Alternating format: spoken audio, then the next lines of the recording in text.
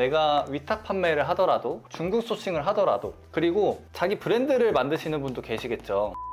를 할 수 있게끔 유도를 해놔야 여러분들이 공포 마케팅을 성공적으로 하신 거고요. 이 개념을 모르면 진짜 살아남을 수가 없습니다. 오늘 주제는 똑같은 제품을 다르게 파는 방법입니다. 제가 최근에 2달에 한 번 혹은 1달 반에 한 번씩 무료 마케팅 특강을 진행하고 있는데요. 그 주제 중에 하나가 이 똑같은 제품을 다르게 파는 방법인데 수강생분들의 반응이 좋더라고요. 그런데 이 수강생분들 중에 질문을 해주셨어요. 접근은 좋다. 그런데 좀 더 실무에서 내가 써먹을 수 있는 거리가 없겠냐 라는 질문을 주셔가지고 이번 내용을 기획하게 됐습니다. 만약에 제 수강생분들이 듣고 있다면 더 집중해서 들어줬으면 좋겠어요. 무료 마케팅 특강이 궁금하신 분들은 고정 댓글 참고 한번 해주시면 감사하겠습니다. 온라인 쇼핑몰을 먼저 처음 시작하시는 분들이 있잖아요. 이 개념을 모르면 진짜 살아남을 수가 없습니다. 왜 그러냐면 첫 번째 위탁 판매 있죠. 두 번째 중국 소싱. 이게 처음 시작할 때 많이 택하는 방법인데 왜냐면 리스크가 적으니까요. 근데 이 위탁 같은 경우도 이미 여러분들이 팔고 있는 제품을 위탁해서 판매하려는 판매자들이 엄청 많고요. 이 중국 소싱 제품이라고 해서 다르지 않습니다. 여러분들 중국 공장 같은 데 가보시면은 똑같은 제품이 몇 천 개가 있어요. 그러니까 어쩔 수 없이 우리는 이 업계에서 이 역량을 기르지 않으면 살아남을 수 없습니다. 이건 정해져 있어요. 그렇기 때문에 오늘 이 내용을 들으시면서 내가 위탁 판매를 하더라도 중국 소싱을 하더라도 그리고 자기 브랜드를 만드시는 분도 계시겠죠. 그런데 자기 브랜드를 만드는 분들도 어떤 위기에 직면하냐면 어떤 제품을 개발했다고 가정을 해볼게요. 근데 이게 꽤 고민도 많이 했어요. 막 1년을 고민했어요. 런칭했는데 어라? 런칭하자마자 억대 매출이 나오네? 그러면 여러분들 구매자 명단을 잘 살펴보세요. 유명 제조사가 붙을 겁니다. 그리고 여러분들 제품을 파헤치기 시작해요. 그리고 단 2개월이면 여러분들이랑 똑같은 제품이 나와요. 이게 커머스 업계의 현실입니다. 그렇기 때문에 여러분들이 위탁을 하시던 중국 소싱을 하시던 혹은 자체 브랜드를 하시던 같은 제품 혹은 비슷한 제품을 팔 때 독보적으로 파는 기술이 필요한데 그 내용에 대해서 하나씩 다뤄보도록 하겠습니다. 첫 번째는 사람들한테 공포를 제공하는 겁니다. 이거를 세련된 말로 쓰면은 경각심인데요. 사실 요즘에 광고가 너무 많기 때문에 이 경각심이라는 키워드는 제 의도를 전달하기 약한 것 같아요. 그래서 이 공포라는 키워드를 저는 추천드리고 싶은데 이 공포라는 키워드를 여러분들이 이해하기 위해서 제가 한 가지 예시를 들어볼게요. 결국에 우리가 비슷한 제품을 다르게 팔아야 되잖아요. 근데 이 다르게가 여러분들이 들으시면서 이렇게 생각하는 경우가 많아요. 뭔가 어떤 컨셉을 입혀야 되나? 아니면 이게 20대한테 팔았는데 그게 아니라 50대한테 파는 뭔가 이런 다른 방법인가? 물론 그것도 다른 방법이 될 수 있지만 이 다른 방법에 대해서 좀 더 넓은 범위로 이해를 하셨으면 좋겠어요. 그 중에 하나를 저는 공포 마케팅으로 소개를 드리는 건데 왜냐하면 예시를 하나 들어보겠습니다. 제가 우연찮게 무좀에 대한 광고를 하나 봤어요. 광고를 하나 보다가 이 스토리 괜찮은데 라고 생각한 스토리가 있었습니다. 어떤 아빠의 얘기였어요. 아이를 둔 아빠의 얘기였는데 그 아버지가 생산직 혹은 건설업 이 일을 하다 보니까 현장에서 어쩔 수 없이 신어야 됐던 게 안전화였다고 해요. 안전화. 근데 안전화를 하루에 8시간 이상씩 신으니까 자연스럽게 무좀이 걸려버린 거죠. 근데 남성분들은 공감하실 거예요. 무좀 걸렸다고 막 나 무좀 걸렸어 어떻게 관리해야지? 그냥 방치하는 경우도 엄청 많아요. 그러니까 이분도 그냥 방치를 했다가 어느 순간 무좀 관리를 이걸로 해야겠다라고 마음먹은 계기가 뭐냐면 우리 아이가 유아무좀에 걸려버린 거예요. 이 무좀은 전염이 되거든요. 그래서 제가 딱 이 유아무좀 이미지를 딱 본 순간 요거 잘해놨다라는 생각이 들더라고요. 그러니까 같은 제품이더라도 어떤 스토리에 사람들이 이입을 해서 나 지금 이거 우리 애기도 이럴 것 같은데 라는 인식을 다른 브랜드가 준 게 아니라 이 제품이 줘버린 거예요. 이 공포심을요. 그러면 그걸 느낀 소비자들이 여러분들이 설계한 제품으로 움직일 가능성이 굉장히 높습니다. 그렇기 때문에 여러분들이 이걸 어떻게 해야 되지? 이런 스토리를 일상생활에서 소재를 좀 찾아보시는 게 좋아요. 그리고 사람들한테 뭔가 경각심을 넘어서 지금 아니면 안 된다라는 충동 광고를 할 수 있게끔 유도를 해놔야 여러분들이 공포 마케팅을 성공적으로 하신 거고요. 결론적으로 이 공포 마케팅을 해서 여러분들이 얻어야 되는 효과는 하나는 고객 락인입니다. 이 고객 락인이라는 용어의 뜻은 뭐냐면 고객을 락인, 잠그다예요. 잠그다. 이거는 우리 제품 이런 광고를 볼 때 바로 잠궈버려서 이 사람이 구매를 하게끔 만드는 걸 의미하거든요. 그래서 여러 가지의 테스트를 통해서 여러분들도 여러분들의 고객을 락인할 수 있는 시스템을 만들어 보셨으면 좋겠어요.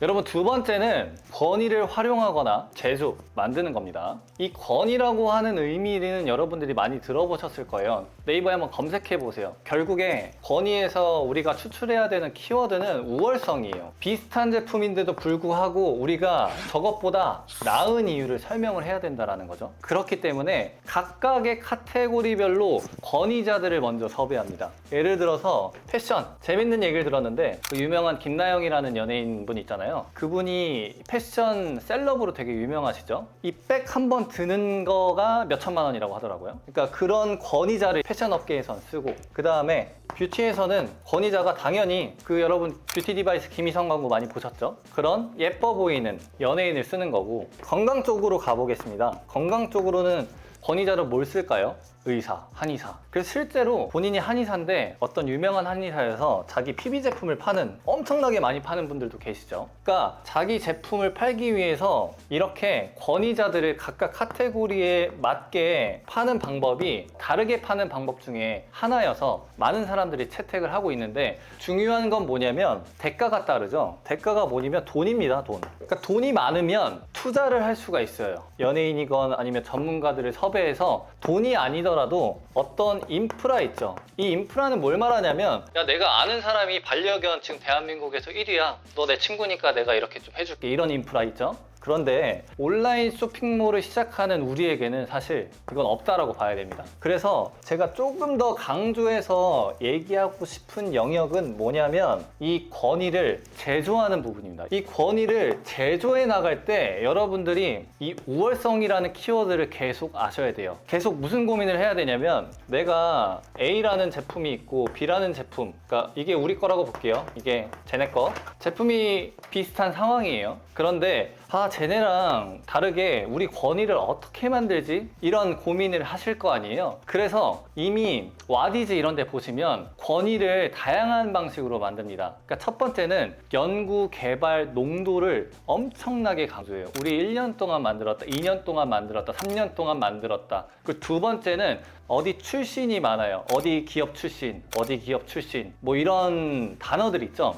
그런 단어들을 사용한다는 것 자체가 이 권위를 만드는 거거든요. 근데 제가 말씀드리고 싶은 거는 그런 권위도 분명히 의미가 있습니다. 그런데 지금 패러다임에서는 어떤 권위가 좀 더 먹히는 거냐면, 저는 좀 더 세부적인 권위가 필요하다라는 생각이 들어요. 그러니까 이 세부적인 권위를 얘기하는 거는 마치 이런 겁니다. 우리가 여드름에 대한 제품을 판다라고 가정을 해볼게요. 그러면 여드름에 대해서 이만큼 고민하고 어디 출신이고 이런 부분을 통해서 권위를 만들잖아요. 근데 이 방식은 사실 지금 너무나도 비일비재하기 때문에 소비자들이 봤을 때 그렇게 큰 메리트로 와닿지 않습니다. 오히려 여러분들은 앞으로 어떤 걸 더 고민해야 되냐면, 그냥 여드름이 아니라 턱에 난 여드름인 거예요. 생뚱맞죠? 갑자기 턱에 여드름이 난 거를 집중하라고 하니까. 근데 그 이유가 뭐냐면, 나는 다른 사람들은 다 여드름 얘기하는데 우리는 턱만 집중했어. 왜?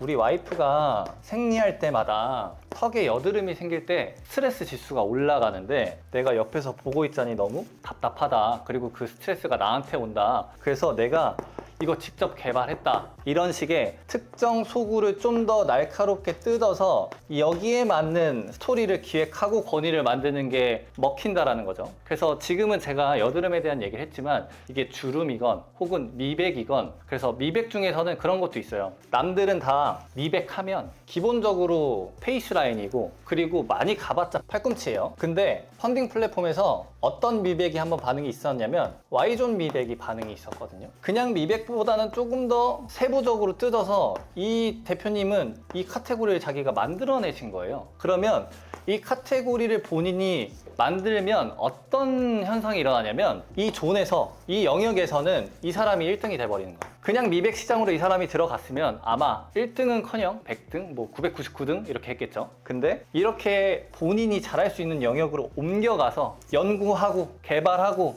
이 과정에서 권위가 만들어지니까 이 사람은 이 영역에서는 1등을 한 거예요. 그래서 여러분들이 권위를 활용해 나가는 인프라가 있으면 그걸 하셔도 좋지만 우리는 이제 시작이다라고 한다면 조금 더 권위를 제조할 수 있는 방법, 그리고 제조할 수 있는 방법으로 이렇게 좀 더 날카롭게 겨냥하는 부분들을 고민해 나가시면 좋을 것 같습니다. 세 번째 개념은 끼워 팔기입니다. 이 개념은 유명하지 않은 브랜드일수록 혹은 유명하지 않은 제품일수록 더더욱 유용합니다. 직관적으로 얘기를 드려볼게요. 사람들이 기어코 더현대에 입점을 하려고 합니다. 기어코 백화점에 입점을 하려고 해요. 백화점 수수료가 50%가 넘는 경우가 꽤 있어요. 이 수수료를 주고도 사람들은 여기 들어가려고 합니다. 왜? 여기 유명한 브랜드가 많아서 그래요. 이 백화점이건 더현대건 유명하고 핫한 브랜드들이 많기 때문에 사람들은 들어가고 싶어 합니다. 그런데 왜 들어가고 싶어 할까요? 단순히 유명해서? 그게 아닙니다. 우리 브랜드나 우리 제품도 이 유명한 브랜드 사이에 있는 유명해질 예정인 브랜드라는 게 자연스럽게 어필이 되니까 기어코 들어가려고 하는 거예요. 그러니까 이런 심리를 여러분들이 이용하시는 거예요. 그러니까 이걸 되게 잘 쓰는 가수도 있었어요. 제가 좋아하는 박재범 씨인데 박재범 씨 가사에 보면은 BTS, 봉준호, 손흥민 다음에 J-POP 하면서 이제 본인을 언급하거든요. 그러니까 이 업계에서 유명한 사람들 다음에 J-POP이 나오니까 듣는 사람 입장에서 엄청 유명해지는 느낌이 들게끔 하는 거죠. 그러니까 당시에 이제 장난식으로 재밌는 댓글들을 많이 받고 뭐 악플이 달리기도 하고 그랬었는데 실제 이 접근이 이 마케팅 필드에서는 엄청 유용합니다. 그래서 우리 브랜드가 아직 유명하지는 않은데 조금 더 유명한 곳들 안에서 의미 있는 광고를 하고 싶다라는 분들은 계속 집중해서 들어주시면 좋을 것 같아요.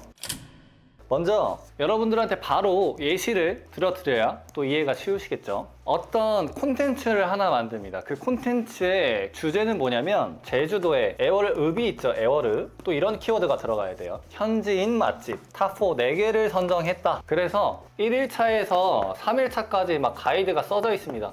이런 콘텐츠는 기본적으로 공유수가 높아요. 사람들이 많이 공유를 합니다. 1일차, 그 다음에 2일차에는 누가 들어도 아는 제주도 맛집들이 막 나와요. 뭐 예를 들어서 뭐 연돈이라던가 검색해서 유명한 곳들이 막 나오겠죠. 그리고 마지막 3일차에는 뭐가 나오냐면 우리가 광고하는 음식점이 나옵니다. 이게 통상적으로 끼워 팔기 SNS 콘텐츠 전형입니다. 그래서 이런 식으로 어떤 가이드라는 여행 가이드라는 콘텐츠 내에 콘텐츠로 이렇게 제안을 넣는 건데요. 뷰티, 패션, 모든 카테고리건 어떤 탑4 추천해준다 이런 콘텐츠들을 통해서 여러분들이 이런 유명한 집 사이에 배치되어 있는 것만으로도 사람들로 하여금 저게 유명한가? 가볼까? 안 가본 데인데? 최근에 유명해진 데인가? 라고 이제 사람들의 생각을 유발해서 호기심을 이끌어내는 거죠. 그 다음에 패션 쪽인데요. 오늘 주제가 똑같은 제품을 다르게 파는 법이잖아요. 이 패션을 시작하시는 분들은 브랜드를 제외하고 보세 하시는 분들 있죠. 보세.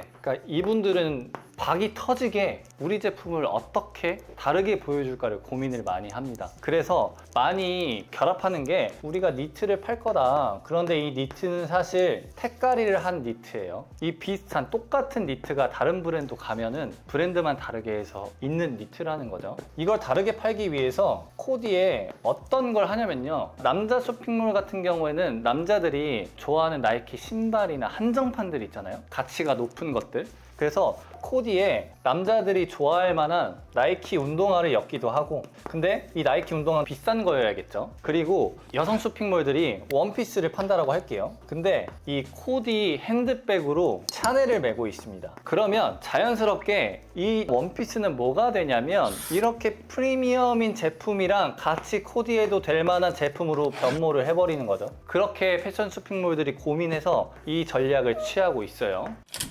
그래서 오늘은 제가 여러분들한테 똑같은 제품 다르게 파는 법 총 3가지를 말씀드렸어요. 그래서 여러분들 실무에서도 꼭 적용해 보시면 좋을 것 같고, 아 나는 다른 사례가 궁금하다, 그리고 좀 더 이 과정을 특정 브랜드를 오픈해서 듣고 싶다라고 하는 분들은 더보기에 무료 특강을 참여해 주시면 제가 무료 특강 때 히스토리를 자세하게 말씀드리고 있으니까 참고해 주시면 감사하겠습니다. 오늘 주제는 여기서 마치도록 하겠습니다. 감사합니다.